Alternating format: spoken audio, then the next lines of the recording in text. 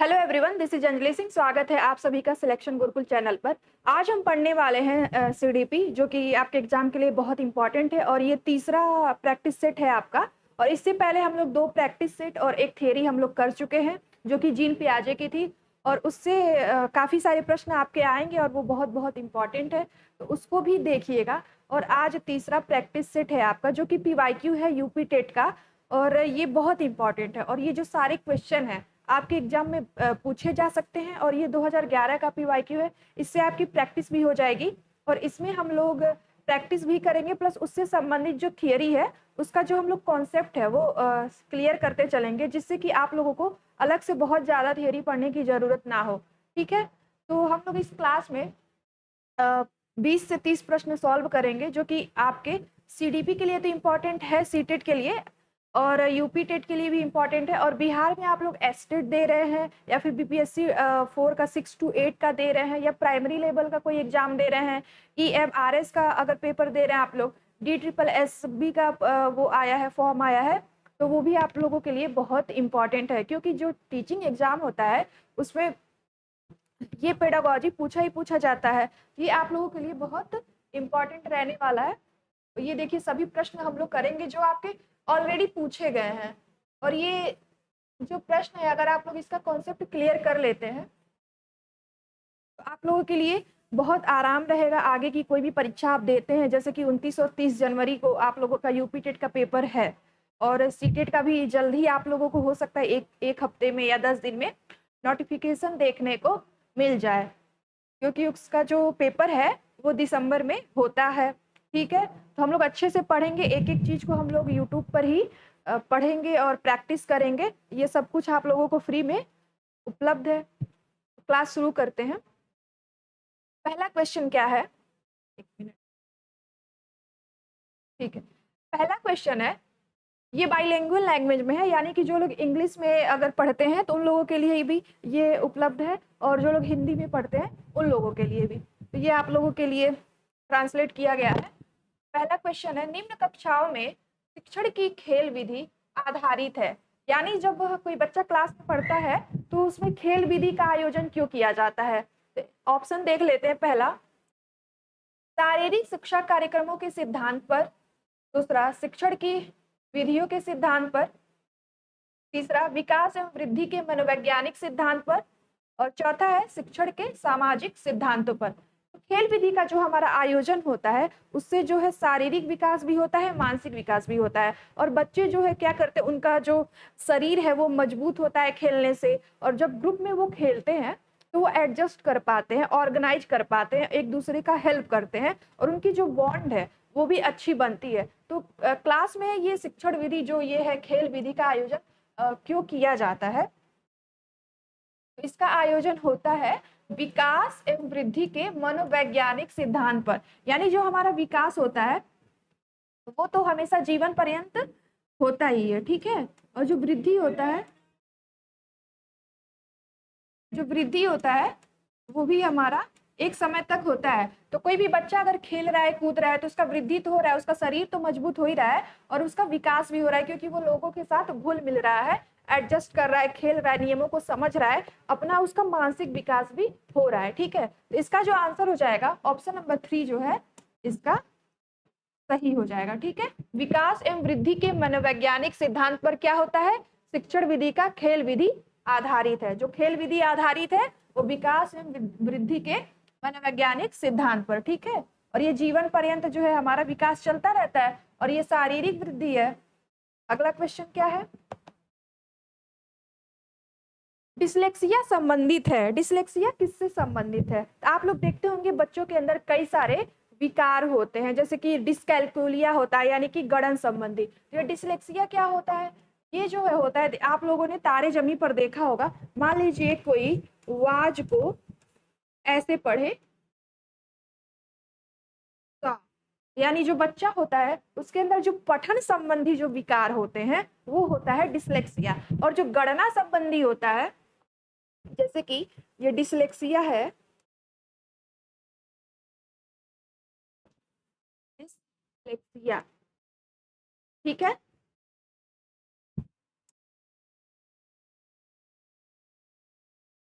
Dyslexia जो हमारा होता है वो किससे होता है? ये हमारा होता है पठन संबंधी विकार। ठीक है, पठन संबंधी विकार होता है हमारा डिसलेक्सिया। और जो डिसकैलकुलिया होता है, एक टर्म और होता है डिसकैलकुलिया।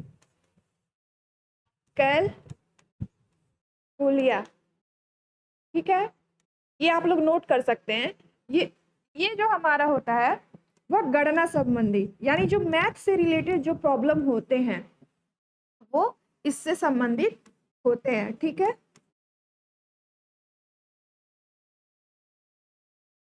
ये टर्म आप लोग याद कर लीजिएगा। और भी कई सारे टर्म हैं जिसका हम लोग एक लिस्ट आप लोगों को प्रोवाइड करा देंगे एक क्लास में, कि जितने भी टर्म है, जैसे कि ऑप्शन इलिमिनेट वाला कैसे करना है, या फिर जो ये पठन संबंधी जितने सारे विकार हैं उसके बारे में भी हम लोग एक एक करके आप लोगों को बता दिया जाएगा, जिससे कि एग्जाम में 2 या 3 प्रश्न इससे भी आ ही सकते हैं। 2 तो आ ही जाएगा चाहे कोई भी पेपर हो, और ये बहुत इंपॉर्टेंट है। तो ये आप लोग नोट कर लेंगे, ये 2 टर्म।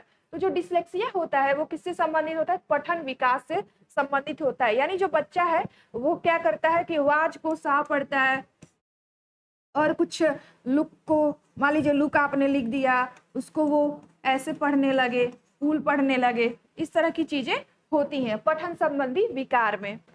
और अगला क्वेश्चन देखते हैं। विशेष रूप से जरूरतमंद बच्चों की शिक्षा का प्रबंध होना चाहिए। पहला क्या है? दूसरे सामान्य बच्चों के साथ। दूसरा है विशेष विद्यालयों में विशेष बच्चों के लिए विकसित। तीसरा ऑप्शन है विशेष विद्यालयों में। चौथा है विशेष विद्यालयों में विशेष शिक्षकों द्वारा। थोड़ा सा आप लोग को इंग्लिश वाला देखना होगा ना।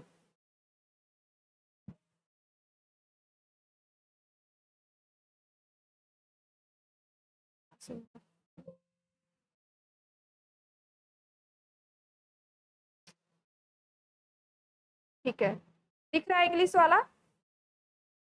ये हो गया।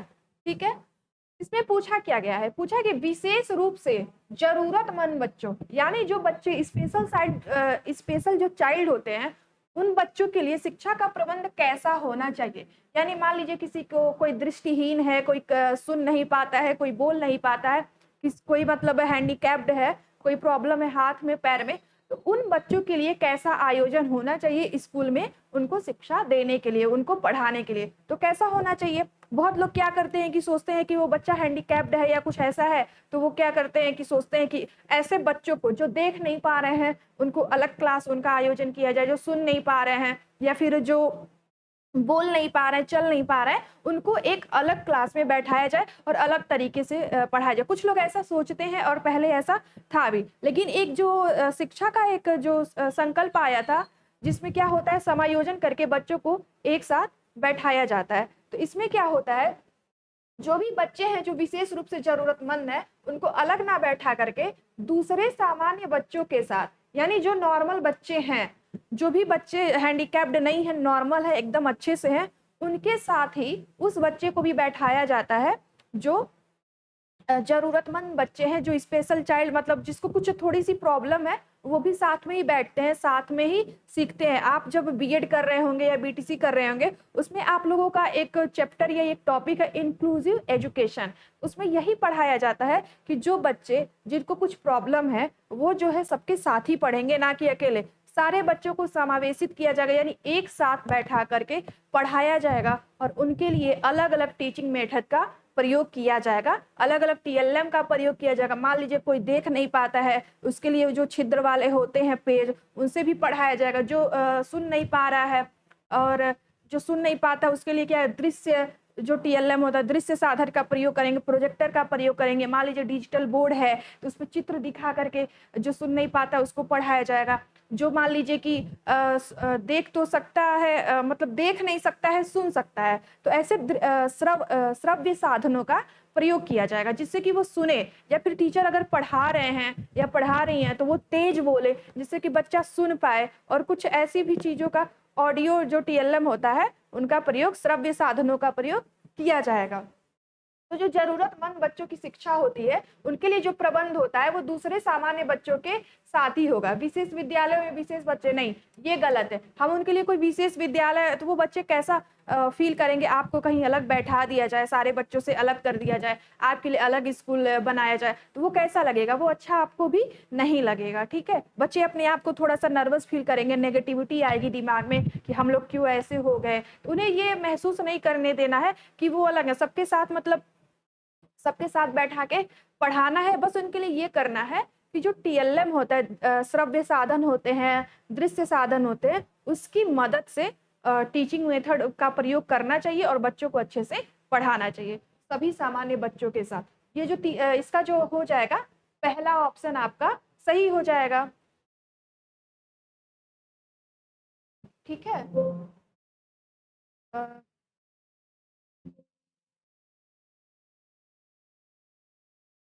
अगला क्वेश्चन देखते हैं। चौथा क्वेश्चन है, अधिगम के प्रक्रम में अभिप्रेरण। अभिप्रेरण का मतलब क्या होता है? अभिप्रेरण का जो इंग्लिश होता है, यहाँ पर मोटिवेशन होता है। देखिए यहाँ पर लिखा गया है मोटिवेशन, ठीक है? इसका जो हिंदी होता है अभिप्रेरण होता है, ठीक? अधिगम के संदर्भ में क्या करता है, मोटिवेशन क्या करता है? तो पहला है, सीखने वालों की स्मृति को तेज बनाता है, यानी जो सीख रहे हैं क्या उनका दिमाग तेज हो जाता है? यानी आप किसी चीज को लेकर के मोटिवेटेड हैं तो क्या आपका दिमाग तेज होता है? नहीं, ऐसा तो बिल्कुल नहीं है, तो ये आपका गलत हो जाएगा। दूसरा क्या है, पुराने अधिगम से नए अधिगम को विभेदित करता है। पुराने अधिगम को नए अधिगम से अलग करता है, विभेद करता है। क्या आपका जो पहले आपने जो सीखा था और जो आप नया सीखेंगे, क्या उसमें सेपरेशन हो जाता है, वो अलग अलग हो जाता है? तो ऐसा भी नहीं है। मोटिवेशन का काम कुछ पॉजिटिव में होना चाहिए, नेगेटिव में तो नहीं होना चाहिए। तीसरा क्या है, एक दिशीय रूप से सोचने में सीखने वालों को प्रस्तुत करता है, यानी जो सिर्फ एक ही तरह की सोच रखते हैं, एक ही दिशा में सोचते हैं, क्या ऐसे लोगों के लिए ये है मोटिवेशन? तो ये भी बात नहीं है। जो एक दिशी रूप से सोचते हैं उनको प्रस्तुत करता है, ऐसा नहीं है। हम किसी के बारे में ये धारणा नहीं बनाएंगे कि अभिप्रेरण का काम ये है कि एक दिशी रूप से सोचने में सीखने वालों को प्रस्तुत, नहीं, सिर्फ एक दिशी जो सोचते हैं उनको प्रस्तुत नहीं करता है, ये सबको प्रस्तुत करता है। चौथा क्या है, नए सीखने वालों में अधिगम के लिए रुचि का सृजन करता है, यानी कि मोटिवेशन का हमारा काम क्या है, जब आप मोटिवेटेड होते हैं तो कुछ भी नया जब सीखना होता है तो आपको बहुत ज्यादा दिक्कत नहीं होती है। मान लीजिए आपको किसी नए जगह एडमिशन लेना है, किसी कोचिंग में जाना है, किसी स्कूल में जाना है, कोई जॉब करनी है, कुछ भी नया आपको करना है, अगर आप उसमें इंटरेस्टेड हैं तभी आप रुचि लेंगे, यानी उस काम को लेकर के अगर आप मोटिवेटेड हैं तभी आप वो काम करना चाहेंगे। अगर आपको कोई जबरदस्ती आपके माँ बाप बोले इस चीज की तैयारी करो, उस चीज की तैयारी करो, और आप मोटिवेटेड नहीं है, क्या आप वो चीज कर पाएंगे अच्छे से या फिर सीख पाएंगे? नहीं कर पाएंगे। इसलिए बहुत इंपॉर्टेंट है, जब भी हम कोई काम करते हैं तो मोटिवेशन क्या होता है, मोटिवेशन बहुत इंपॉर्टेंट होता है। तो जब भी जो नया सीखने हम कोई चीज जाते हैं तो अधिगम के लिए रुचि का सृजन जो है करता है ये, ठीक है? तो हमारा जो ऑप्शन नंबर 4 है ये सही हो जाएगा। हमें नया सीखने के लिए मोटिवेटेड हमेशा रहना चाहिए और जिस चीज में रुचि हो वो करने में और अच्छा लगता है और उस चीज के प्रति हम मोटिवेटेड भी होते हैं। ऑप्शन नंबर 4 आपका हो जाएगा। अगला क्वेश्चन क्या है, कक्षा 5 के न्यून दृष्टि वाले बच्चे को, इंग्लिश वाला दिख रहा है आप लोगों को? कक्षा 5 के न्यून दृष्टि वाले बच्चे को पहला, निम्न स्तर के कार्य के लिए माफ करना उचित है। उसके दैनिक कार्य में उसके माता पिता तथा मित्रों को सहायक करनी चाहिए। तीसरा, कक्षा में सामान्य रूप से बर्ताव करना चाहिए एवं ऑडियो सीडी के जरिए सहायता प्रदान करनी चाहिए। कक्षा में विशेष बर्ताव करना चाहिए। आपका प्रश्न क्या है, जो न्यून दृष्टि वाले बच्चे हैं उनके साथ कैसा बर्ताव करना चाहिए, क्या करना चाहिए? पहला, निम्न स्तर के कार्य के लिए माफ करना उचित है। ये निम्न स्तर और उच्च स्तर में तो पहली बात कभी भी बच्चे को हम डिवाइड नहीं करेंगे कि ये कोई काम कर रहा है ये निम्न स्तर का है या फिर उच्च स्तर का है, ऐसा डिवीजन हम लोग नहीं करेंगे। उसके दैनिक कार्य में उसके माता पिता तथा मित्रों की सहायता करनी चाहिए।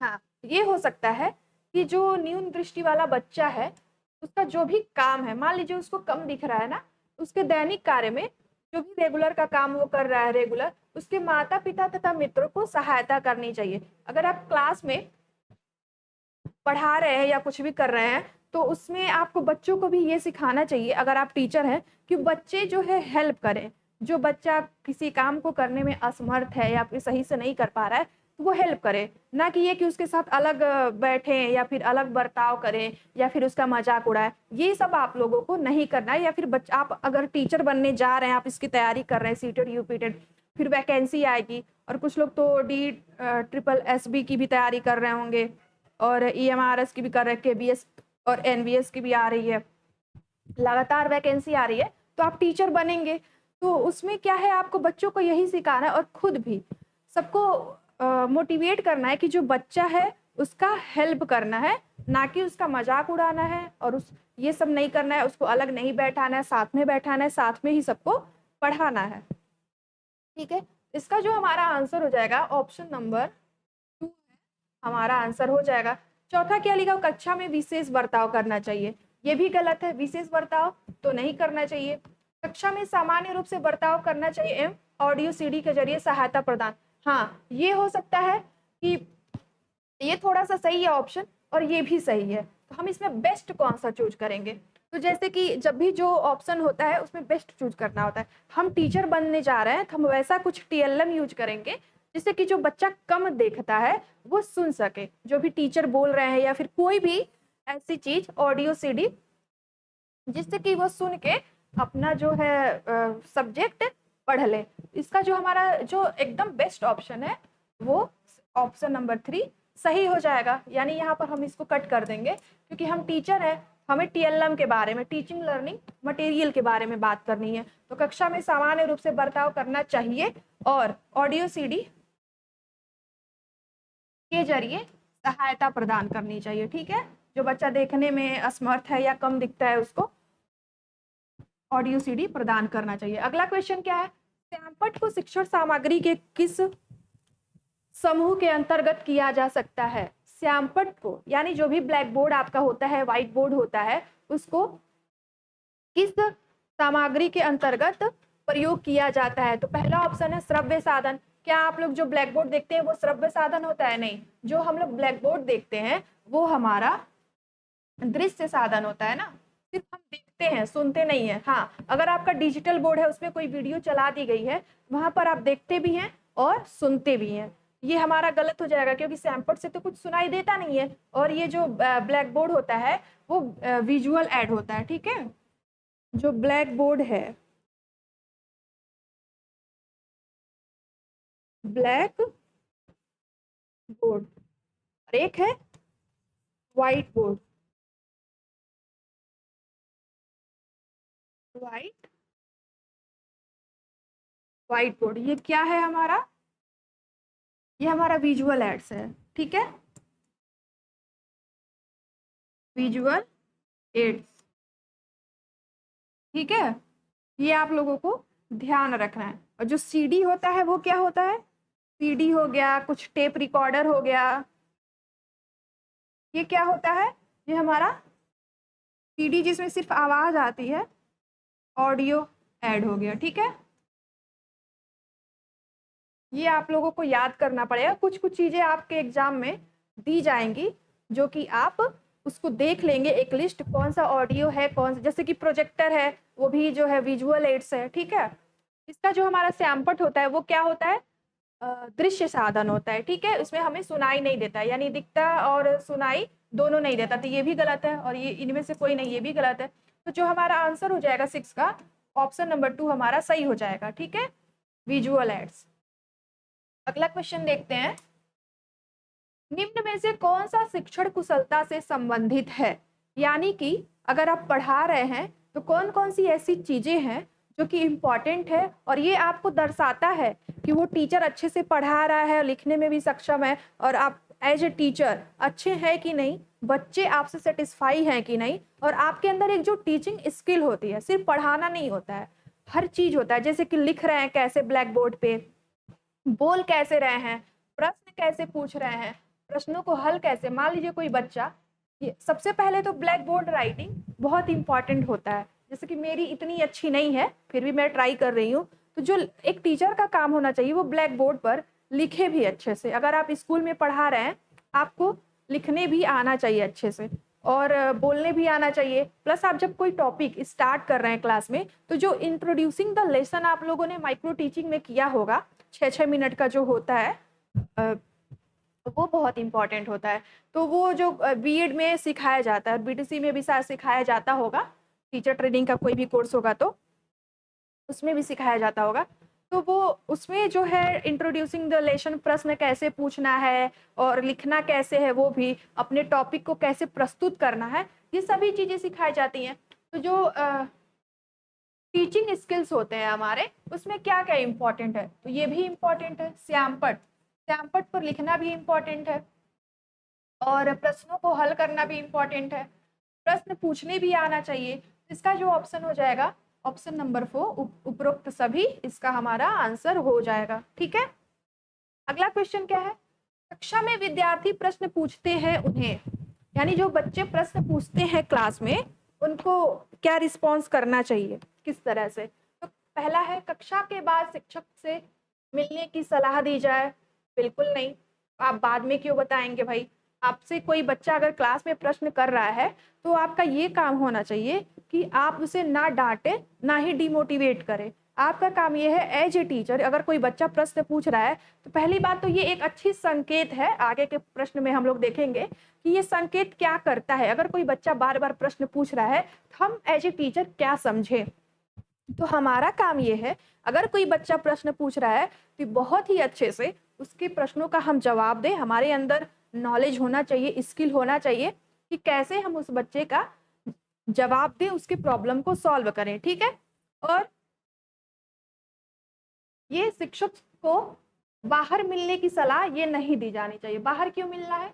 मान लीजिए कोई बच्चा प्रश्न लेकर के आ रहा है, तो उसका आप जवाब दीजिए ताकि पूरा क्लास सुने। ये ऑप्शन हमारा गलत हो जाएगा। और एक चीज और करना है कि अगर बच्चा प्रश्न पूछ रहा है, तो ऐसे उसको हम प्रेरित करें, मोटिवेट करें कि बच्चा प्रश्न पूछे, उत्साहित होकर पूछे, ना कि हम उसे डांटे या नर्वस फील कराएं। हमें पॉजिटिव री देना है, यानी धनात्मक पुनर्बलन देना है। विद्यार्थी प्रश्न पूछते हैं तो दूसरा क्या ऑप्शन है? कक्षा चर्चा में भाग लेने के लिए प्रोत्साहित किया जाना चाहिए। अगर बच्चा प्रश्न पूछ रहा है, तो हमें प्रश्न का जवाब देना है। ये नहीं करना है कि तुम डिस्कशन में पार्टिसिपेट करो, वो अलग मैटर है। लेकिन जब प्रश्न पूछ रहा है, तो उसको हमें जवाब देना है। अगला क्या? लगातार प्रश्न पूछने के लिए प्रोत्साहित करना चाहिए। चौथा, स्वतंत्र रूप से उत्तर ढूंढने के लिए प्रोत्साहित करना चाहिए। अगर बच्चा खुद जो है उत्तर ढूंढने लग जाएगा, सब कुछ वही करेगा, तो टीचर का काम क्या रह जाएगा? ये भी ऑप्शन गलत हो गया हमारा। अगर बच्चा प्रश्न कर रहा है, हमें उसको बताना है, ना कि ये बोलना है कि जाके किसी किताब में ढूंढ लेना या माँ बाप से ढूंढ लेना। ये सब नहीं करना है। हम टीचर हैं तो हमें ही जवाब देना है।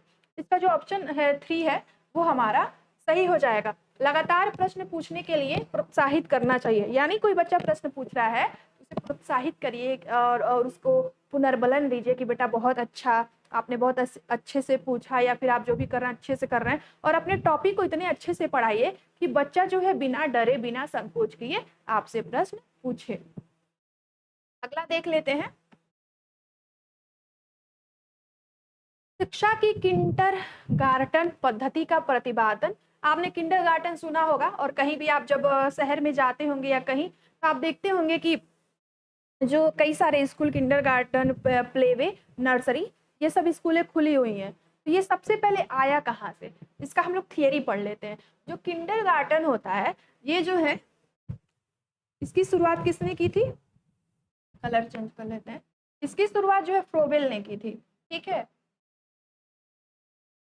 किंडरगार्टन, इसकी शुरुआत किसने की थी? फ्रोबेल ने। फ्रोबेल ने कब की थी इसकी शुरुआत? तो जो फ्रोबेल हैं, सबसे पहले इन्होंने 1840 में, 1840 में किंडरगार्टन की शुरुआत की थी, या फिर प्रतिपादन, यानी इनके द्वारा ये प्रपोज किया गया था, किंडरगार्टन। ठीक है, हिंदी में ही लिख देते हैं, इंग्लिश का यहाँ पर आप लोगों को यहाँ पर है। ठीक है, किंडरगार्टन की शुरुआत फ्रोबेल ने की थी। किंडरगार्टन की शुरुआत फ्रोबेल ने की थी 1840 में। और कहाँ पर ये की गई थी? ये जो है जर्मनी में की गई थी। 1840 आप लोग याद कर लीजिएगा, अगर कोई बीएड वाला देख रहा है, ऑब्जेक्टिव उसके होते हैं आंसर। जो एग्जाम होता है 40 क्वेश्चन ऑब्जेक्टिव होता है, तो वो भी बहुत इंपॉर्टेंट है, उसमें भी ये पूछा जाता है। तो बहुत से बच्चे जो है मॉन्टेसरी में और फ्रोबेल में कंफ्यूज हो जाते हैं, लेकिन जो हमारा आंसर होगा वो फ्रोबेल होगा 1840 में। कभी आपको सन भी पूछ दिया जाएगा। किंडरगार्टन का मतलब क्या होता है? इसका जो मतलब होता है, इसका मतलब होता है बच्चों का बगीचा होता है। ठीक है, बच्चों का बगीचा क्यों?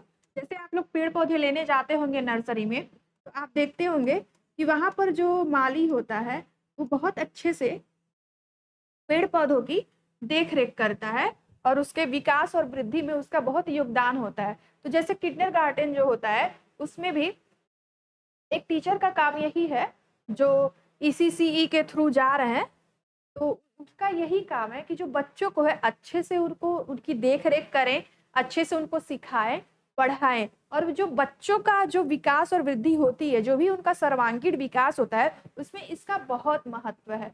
और ये बच्चों के लिए बहुत ज्यादा रोल प्ले करता है। बच्चे स्कूल में जाना सीख जाते हैं, अपनी अच्छी आदतों का विकास करते हैं, जो भी उनके काम होते हैं वो भी सिखाया जाता है। वॉशरूम जाना, टिफिन कैसे करना है, सब चीज ये सब सिखाया जाता है। इसीलिए इसको बोला जाता है कि हम बच्चे को जैसे चाहे वैसे देख रेख करके उनको बना सकते हैं। तो किंडरगार्टन का मतलब भी यही होता है कि बच्चों का बगीचा होता है। इसको लाया, प्रपोज किसने किया था? तो फ्रोबेल ने किया था। कब किया था? 1840 में किया था। कहाँ पर? तो जर्मनी में। ये सभी टॉपिक आपके इंपॉर्टेंट है, ये आप लोग नोट कर लीजिएगा या फिर याद कर लीजिएगा, क्योंकि ये हमेशा पूछे जाते हैं। तो इसका जो आंसर हो गया 3 हो गया। अगला क्वेश्चन है, एक अभिभावक आपसे विद्यालय में मिलने के लिए कभी नहीं आता है। आजकल होता है ना कि अ, अभिभावक का मीटिंग होता है, पेरेंट मीटिंग होता है, जब कोई टेस्ट होता है या फिर महीने के लास्ट में पेरेंट मीटिंग होता है। तो अगर कोई अभिभावक आ नहीं रहा है, बार बार अगर आप बुला रहे हैं, नहीं वो आ रहे हैं, टीचर में पेरेंट टीचर मीटिंग में अगर वो नहीं आ रहे हैं, तो उस समय क्या करना चाहिए? टीचर को क्या करना चाहिए? पहला, बच्चे की उपेक्षा करेंगे, यानी इग्नोर द चाइल्ड, इग्नोर नहीं करना है बच्चे को। दूसरा क्या है? अभिभावक को लिखेंगे। अभिभावक को आप क्या लिखेंगे? एप्लीकेशन, ये भी नहीं करना है। तीसरा, आप स्वयं उनसे मिलने जाएंगे। और चौथा, बच्चे को दंड देना शुरू करेंगे। तो पहली बार, बच्चे को हम लोग दंड नहीं देंगे। ये जो आपकी नई शिक्षा नीति है उसके अनुसार हम किसी बच्चे को दंड नहीं दे सकते हैं, ठीक है, पनिशमेंट नहीं दे सकते हैं। तो ये आपका ऐसे ही गलत हो जाएगा। और आप जब कोई भी आप लोग क्वेश्चन सॉल्व कर रहे हैं और वहां पर बच्चों के दंड देने की बात जब बच्चों को आती है, तो वो आप ऑप्शन सीधे कट कर देंगे, यानी एलिमिनेट कर देंगे। और जब भी रोट लर्निंग की बात आती है तब भी आप एलिमिनेट कर देंगे। ऐसी कोई चीज जिस पर याद करने का फोकस किया जा रहा है, बच्चे को ही नर्वस करने का, डिमोटिवेट करने का फोकस किया जा रहा है, ऐसा कुछ है अगर ऑप्शन में, तो आप उसको एलिमिनेट कर देंगे। बच्चे की उपेक्षा भी नहीं करनी है, यानी बच्चे को इग्नोर नहीं करना है, तो ये भी गलत हो गया। राइट, अभिभावक को लिखेंगे कुछ, तो ये भी गलत हो गया। हम अभिभावक एप्लीकेशन नहीं लिखेंगे, फिर तो वो देख के फिर से छोड़ देंगे, उसका कोई प्रभाव खास पड़ेगा नहीं। अगला क्या है? आप स्वयं उनसे मिलने जाएंगे, तो ये ऑप्शन आपका सही हो जाएगा, ऑप्शन नंबर 3। यानी कि अगर कोई अभिभावक पेरेंट टीचर मीटिंग में नहीं आ रहा है, तो हमें खुद मिलने जाना है। एज ए टीचर आपको मिलने जा रहा है। जब कई बार आप देख रहे हैं कि वो नहीं आ रहे हैं मीटिंग में, आप खुद जाइए, उनके बच्चे के माता पिता से मिलिए और पूछिए कि क्या प्रॉब्लम है, बच्चा कैसे घर पे रहता है, अच्छे से पढ़ता लिखता है कि नहीं, ये सारी बातें आप करेंगे, ठीक है। इसका जो हमारा आंसर हो जाएगा ऑप्शन नंबर 3 हमारा सही हो जाएगा। अगला क्वेश्चन क्या है?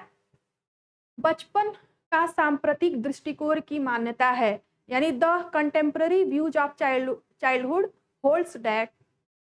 पहला, बहुत तरीके से बच्चे प्राप्त वयस्कों के बराबर हो जाते हैं। ये पूछा क्या गया है कि बचपन में जब बच्चा होता है तो सामान्यतः दृष्टिकोण हमारा क्या होता है कि बच्चा कैसा होगा, उस पर किसका प्रभाव होगा।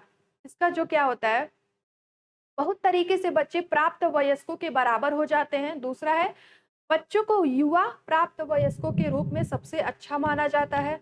तीसरा, बचपन आधारित रूप से प्रतीक्षा अवधि है। चौथा, बच बचपन, वृद्धि एवं परिवर्तन, परिवर्तन होता है ना यहाँ, परिवर्तन की एक अनूठी अवधि है। यानी कि जो बच्चा होता है जिसने जन्म लिया है, तो ये प्राकृतिक रूप से ऐसा है कि जो बच्चे समय के साथ एक नेचुरल, एक तरह से एक दिशात्मक ही होता है। जो हमारा विकास होता है, सबका जो प्रोसेस है वो सेम है, बस किसी की जो स्पीड है यानी जो गति है, कोई जल्दी से लंबा हो जाता है, कोई जल्दी से मोटा हो जाता है, कुछ लोग पतले ही रह जाते हैं, बहुत ज्यादा उम्र हो जाती है, कुछ लोग नाटे ही छोटे ही रह जाते हैं। तो जो विकास होता है वो तो जीवन पर्यंत होता है, लेकिन जो हमारा वृद्धि होता है एक समय के बाद रुक जाता है। वृद्धि मतलब वो कि जैसे कि हम लंबे हो गए, मोटे हो गए, जो चीज हम देख सकते हैं और माप सकते हैं किसी मीटर से, इंच से, जैसे हम लोग अपनी हाइट मापते हैं ना, कमर मापते हैं, कितने चौड़े हैं, किस साइज का शर्ट और पैंट चाहिए, जो भी ड्रेस आप पहनते हैं, ये हो गया। तो वृद्धि को हम माप सकते हैं। और विकास को जो मापने के लिए आईक्यू होता है, ईक्यू होता है, इमोशनल इंटेलिजेंस, इमोशनल कोसेंट होता है, और आईक्यू का इंटेलिजेंस कोसेंट। ठीक है, ये हमारा होता है। तो जो दृष्टिकोण यही होना चाहिए, हम ये नहीं कह सकते हैं कि जो वयस्क हैं उनके बराबर हो जाते हैं, नहीं, बच्चे का विकास धीरे धीरे होगा, तो एक ही बार वो वयस्क इतना बुद्धिमान तो हो नहीं जाएगा। दूसरा है, बच्चों को युवा प्राप्त वयस्कों के रूप में सबसे अच्छा माना जाता है। ये भी नहीं कह सकते हैं कि सबसे अच्छा जो वयस्क होते हैं, युवा होते हैं, वही होते हैं, कुछ बच्चे गलत रास्ते पे भी चले जाते हैं। तीसरा क्या है, बचपन आधारित रूप से प्रतीक्षा अवधि, वेटिंग पीरियड होता है, ऐसा कुछ यहाँ टर्म नहीं यूज होना चाहिए। हमारा जो चौथा है ऑप्शन, वो सही हो जाएगा। बचपन, वृद्धि एवं परिवर्तन की एक अनूठी अवधि है। यानी बचपन में बहुत सारे बदलाव होते हैं, वृद्धि होता है, विकास होता है, और ये सबके साथ होता है, किसी एक के साथ नहीं होता है। ठीक है, तो ऑप्शन नंबर फोर हमारा सही हो जाएगा। अगला क्वेश्चन देखते हैं।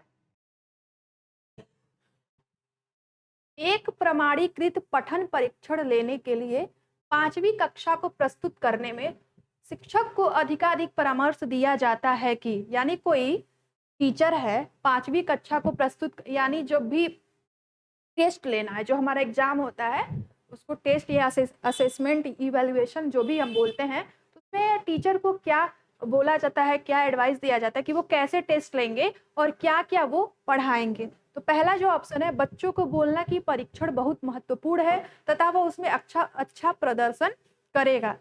अच्छा प्रदर्शन करना सिर्फ कह देने से अगर कोई बच्चा सीख जाएगा, और हम लोग अगर पढ़ाए नहीं, अगर टीचर उसको अच्छे से पढ़ाएगा नहीं और ये बोलेगा कि बहुत महत्वपूर्ण है अच्छा प्रदर्शन, ये जो हमारा ऑप्शन हो जाएगा वो गलत हो जाएगा। क्योंकि टीचर का ये काम है कि अगर वो टेस्ट लेने वाले हैं तो बच्चे को उस टॉपिक से रिलेटेड ज्यादा से ज्यादा प्रश्नों को हल करवाएं। ठीक है, दूसरा क्या है, पूर्ववर्ती परीक्षा से प्रधान प्रश्नों को चिन्हित करना एवं छात्रों को उन्हें उत्तर देने की अनुमति देना। यानी जो पहले पूछे गए प्रश्न है उनमें जो प्रधान मतलब क्या हो गया, इंपॉर्टेंट, इसका इंग्लिश वर्जन आप लोग देख ले, आइडेंटिफाई की क्वेश्चन, यानी जो की फैक्टर या की क्वेश्चन होते हैं उसको आइडेंटिफाई करना, पहचान करना, previous test and allow students to answer them. तीसरा क्या है, train poor readers so that the rest of the class can do well. सिर्फ निम्न कोटि में पहली बात तो कोई निम्न कोटि और उच्च कोटि का होता नहीं है, तो प्रशिक्षण देना ताकि कक्षा के शेष बच्चे किसी भी तरीके से अच्छा करें। ये भी आपका, ये सभी ऑप्शन आपके गलत हैं। जो ऑप्शन नंबर 4 है, परीक्षण में आने वाले समान प्रकार के प्रश्नों के उत्तर देने के लिए छात्रों को अभ्यास कराना, यही आपका जो है सही हो जाएगा। यानी जब हम कोई टेस्ट ले लेवाने हैं, कोई जब आप लोग पढ़ते होंगे तो देखे होंगे, जब भी हम लोगों का पेपर जब होने वाला होता था, जब हम लोग स्कूल में पढ़ते थे, तो टीचर्स क्या करते थे, कई सारे क्वेश्चन उस टॉपिक से रिलेटेड, उस चैप्टर से रिलेटेड सभी प्रश्न जितने बन सकते हैं उतनों का वो लोग कई बार टेस्ट, यूनिट टेस्ट होता है, मंथली टेस्ट होता है, उसके बाद कई सारे टेस्ट होते हैं, उसके बाद 3 मंथली वो एग्जाम होता है, 6 मंथली होता है, फिर एनुअल होता है। तो टीचर क्या करते हैं, कई सारे प्रश्नों को वो सॉल्व करा चुके होते हैं, बोलते हैं रिवाइज कर लो, और सारे प्रश्न हमारे पहले से रहते हैं, और रिवीजन भी वो क्लास में बाद में जब यूनिट पूरा पूरा हो जाता है तो वो करवाते हैं। यही हमारा काम है कि जब बच्चे को टेस्ट लेना हो क्लास में, तो बच्चों को ये अभ्यास कराना चाहिए, प्रैक्टिस कराना चाहिए मैक्सिमम क्वेश्चन को, जिससे कि वो क्या करें, एग्जाम में अच्छे से अपना प्रदर्शन करें। ठीक है, तो जो सिमिलर क्वेश्चन होते हैं तो सॉल्व करना चाहिए। ऑप्शन नंबर 4 हमारा सही हो गया। ठीक है, अगला क्वेश्चन क्या है, क्वेश्चन नंबर 13। असंगठित घर से आने वाला बच्चा सबसे अधिक कठिनाई का अनुभव करेगा। असंगठित मतलब ऐसा बच्चा जो कि सिटी में नहीं है, किसी ग्रामीण समाज में है, किसी पिछड़ेपन एरिया से है, वो बच्चे मतलब कैसे मैनेज करेंगे और उनका जो कठिनाई वो अनुभव करेगा। तो विद वेल स्ट्रक्चर्ड लेसन, स्वतंत्र अध्ययन में, नियोजित निर्देश में, अभ्यास पुस्तिकाओं में। तो जो बच्चा असंगठित घर से आया है, वो सबसे ज़्यादा जो है खुद से पढ़ने में, यानी विद इंडिपेंडेंट स्टडी, स्वतंत्र अध्ययन में जो है वो प्रॉब्लम फेस करेगा। क्योंकि नियोजित निर्देश, अगर आप बहुत अच्छे से उसको निर्देश देते हैं तब तो उसको कोई प्रॉब्लम नहीं होगी, धीरे धीरे वो समझ ही जाएगा। नियोजित निर्देश मतलब विद प्लान इंस्ट्रक्शन, यानी कुछ अच्छे से प्लान करके आप इंस्ट्रक्शन देते हैं तब उसको कोई प्रॉब्लम नहीं होगी। चौथा क्या, with exercise books, exercise book देने में तब भी कोई प्रॉब्लम नहीं होगी। स्वतंत्र अध्ययन मतलब ये होता है अगर वो खुद से पढ़ता है, अगर वो खुद से ही सब कुछ पढ़ने लगे, कोशिश करे, उसको प्रॉब्लम होगी। उसको एक गाइड की जरूरत है, एक अच्छे टीचर की जरूरत है, ठीक है, एक काउंसलर की जरूरत है। तो हमारे टीचर जो भी है उनका ये काम है कि बच्चे को हेल्प करें। अगला क्वेश्चन क्या है, और आप लोग एक बात ये देख रहे होंगे कि ये जो सारे प्रश्न हैं, अगर आप अच्छे से पढ़ लेते हैं बहुत ही कम समय में आपकी ये तैयारी हो जाएगी। 1-1.5 महीने 2 महीने अगर आप अच्छे से पढ़ लेते हैं, आपका सीटेट और टेट दोनों क्वालिफाई हो जाएगा। फिर आपको दोबारा इतनी ज़्यादा पढ़ने की आवश्यकता होगी नहीं। जो भी आप टीचिंग फील्ड का पेपर देंगे, आप बस रिवीजन करते जाएंगे। जो नोट्स हम लोग आप लोगों को प्रोवाइड करेंगे, जो PYQ भी प्रोवाइड करेंगे, जो प्रैक्टिस सेट है, अगर उसको आप लोग अच्छे से देख लेते हैं, कॉन्सेप्ट क्लियर कर लेते हैं, आगे भी बहुत सारी क्लासेज आने वाली हैं जो कि आप लोगों के लिए बहुत इंपॉर्टेंट होंगी। तो वीडियो को पूरा देख के एक एक चीज को समझने की कोशिश करिए, और स्पीड में भी आप लोग करके वीडियो को देख सकते हैं। 1.5 पर कर लीजिए अगर ऐसा लग रहा है कि बहुत स्लो है, आपको चीजें समझ में आ रही हैं। कुछ बच्चे होंगे कहीं से पढ़ के आए होंगे या समझ रहे होंगे अच्छे से, जिन्होंने बीएड किया होगा, तो आप लोगों के लिए ये बहुत ईजी हो जाएगा, बहुत कठिन नहीं रह जाएगा, सिर्फ क्वालिफाई ही तो करना है। ये हो गया। अगला क्वेश्चन नंबर 14 है, आप देखते हैं कि एक छात्र बुद्धिमान है, आप उसके साथ क्या करेंगे? यानी कोई बच्चा अगर बुद्धिमान है तो उसके साथ क्या करना है? उसके साथ संतुष्ट रहेंगे, सेटिस्फाई रहेंगे उसके साथ। दूसरा है, उसे अतिरिक्त गृह कार्य नहीं देंगे। तीसरा, वह जैसे अधिक प्रगति कर सके उस तरह से उसे अनुप्रेरित करेंगे। अगर कोई बच्चा बुद्धिमान है तो हम क्या करेंगे, अच्छे से उसको, एक,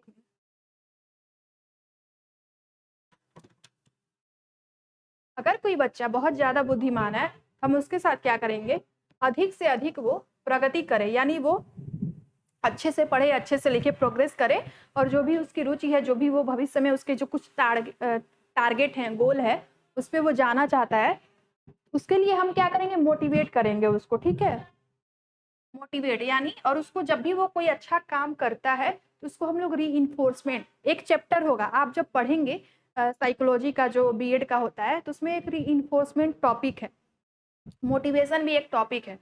आप लोग एक एक चीज जब अच्छे से अगर क्लास करके आप लोगों ने पढ़ा होगा तो आपको दिखेगा कि जब हम एक नेगेटिव इन्फोर्समेंट होता है, एक नेगेटिव री इन्फोर्समेंट होता है, ये टॉपिक सभी थियरी आप लोगों को पढ़ाई जाएगी अच्छे से सुव्यवस्थित ढंग से। एक पॉजिटिव होता है। नेगेटिव में क्या होता है, जो बच्चा होता है वो डिमोटिवेट होता है, लेकिन कभी कभी इसकी भी आवश्यकता पड़ती है। जो बच्चे बहुत ज़्यादा सक्रिय होते हैं, उनको व्यस्त रखना पड़ता है या बदमाशी करते हैं बहुत ज़्यादा, उनके लिए आवश्यकता पड़ती है। और ये जो मोटिवेशन है, मोटिवेशन भी बहुत इम्पोर्टेंट है, ठीक है।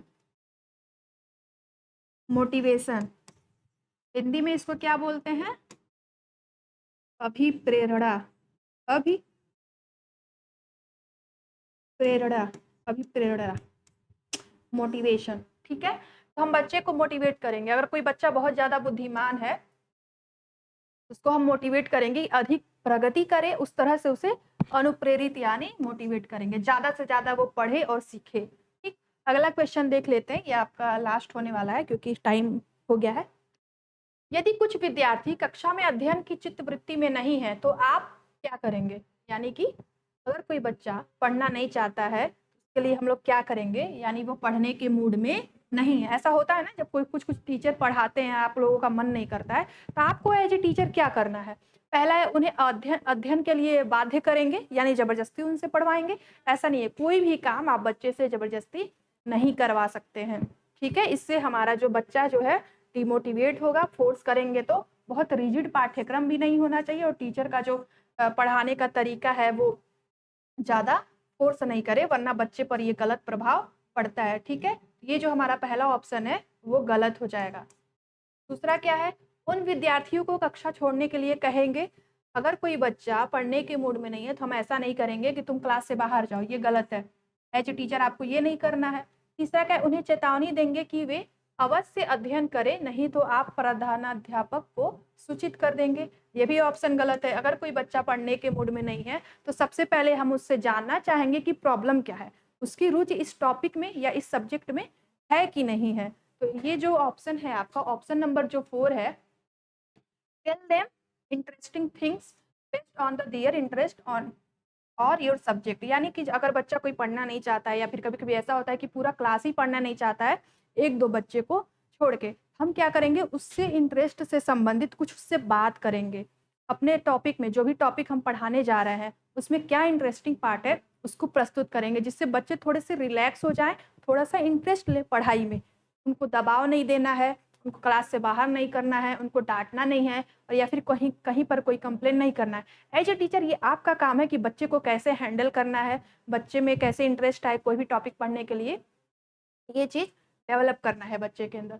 ये हमारे 15 क्वेश्चन हो गए हैं, और इस 15 क्वेश्चन से आप कभी भी जब पेपर देने जाएंगे आपको ये समझ में आएगा, ये आपके कॉन्सेप्ट क्लियर हो गए हैं, और ये सारे जो है टीचर के लिए बहुत इंपॉर्टेंट है। और जो ये सारी चीज़ें फैक्चुअल नहीं है, आप देख रहे होंगे, ये कंसेप्चुअल है। यानी अगर आपका कॉन्सेप्ट क्लियर है तभी आप इन सब प्रश्नों को सॉल्व कर पाएंगे। अगर बिना पढ़े आप गए तो ये गलत होगा। ऐसे आप प्रैक्टिस करिए यूट्यूब पर, और जो भी थियरी की क्लासेस होंगी वो भी चलाई जाएंगी। और एक जो थियरी की क्लासेस हुई है, बहुत सारे बच्चों ने 600 650 बच्चों ने उस थियरी की क्लास को देखा है, बहुत लोगों ने पसंद किया है। आप भी देखें, अच्छे से पढ़ें, क्या टॉपिक कहाँ आपको प्रॉब्लम हो रहा है। पेडागोजी में हिंदी पेडागोजी पढ़नी है, इंग्लिश पेडागोजी पढ़नी है, मैथ्स की भी पेडागोजी आएगी, सोशल साइंस की भी आएगी। ये सभी चीज़ें आप लोगों को पढ़ाई जाएगी। किसी भी सब्जेक्ट का पेडागोजी हो, अगर 30 प्रश्न आ रहे हैं तो 15 आपके टीचिंग पेडागोगी के ही होंगे। आप अच्छे से पढ़िए, कमेंट करिए क्या पढ़ना है, कहाँ पर प्रॉब्लम हो रही है वो भी कमेंट करिए। इस चैनल पर मैथ्स के, रीजनिंग के, हिंदी की भी क्लास चलवाई गई है, यूपीएसआई का बैच चल रहा है, ठीक है। थैंक यू सो मच पूरी वीडियो देखने के लिए। ज़्यादा से ज़्यादा शेयर करिए, लाइक करिए, चैनल को सब्सक्राइब करिए। Thank you so much.